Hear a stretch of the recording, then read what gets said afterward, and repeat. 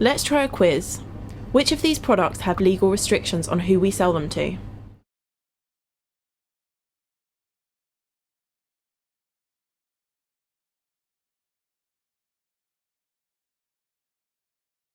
They all have, except for lighters and matches, but we also apply the tobacco restrictions to these products in rock. How old do you need to be to buy them? Alcohol must not be sold to anyone under 18. Tobacco has the same restriction. Customers must be 18 or older. Tobacco products which we sell include cigarettes, rolling papers, tobacco cigars, cigarette lighters and matches. The law forbids all tobacco product sales to under 18s. If they say, "but they're for my mum," it makes no difference. You must not make the sale. It is illegal to sell lottery tickets or scratch cards or pay out lottery winnings to someone under 16. It is illegal to sell solvents and lighter refills to anyone under 18, and also to anyone if you know or think that the substance or its fumes are likely to be inhaled for getting high. Gas lighter refills kill more young people than illegal drugs. Petrol and diesel cannot be dispensed from the pump or sold to anyone unless they are 16. Finally, the restriction on paracetamol sales applies to all ages. You must sell no more than 1 pack per customer. This is because taking too many can be very harmful. So what is the Rock Challenge 25 policy? Is it just asking for ID from anyone who looks 25 or under? No, it's a 5-step process to make our ID checks in a professional manner. The 5 steps are: 1. Greet the customer and make eye contact. Think about the age of the customer. Do they look under 25? 2. Take the product from the customer, ready to scan. 3. If they might be under 25, then ask for ID saying, "May I see your ID please?" 4. Check the ID. The till prompt will show the most recent date of birth acceptable. 5. Politely refuse the sale if they cannot show their ID or if the date of birth shows them not to be old enough. There are some questions you might have. When should I ask for ID? What is acceptable ID? And what am I checking for? We'll answer those questions now. So when should you ask for ID? You don't need to ask for ID from everyone, only when you're not sure that they are over 25 for products with a minimum age of 18. If they're at the fuel pump and don't look 21, or if they want to buy lottery and don't look over 21. Just ask politely, "May I see your ID please?" So what is acceptable ID?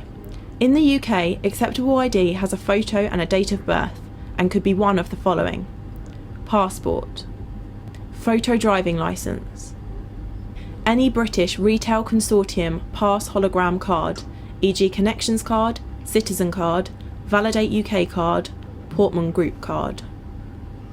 In Ireland, the only valid form of ID for alcohol sales is a national age card. In Ireland, passport and photo driving licences are only valid for products other than alcohol.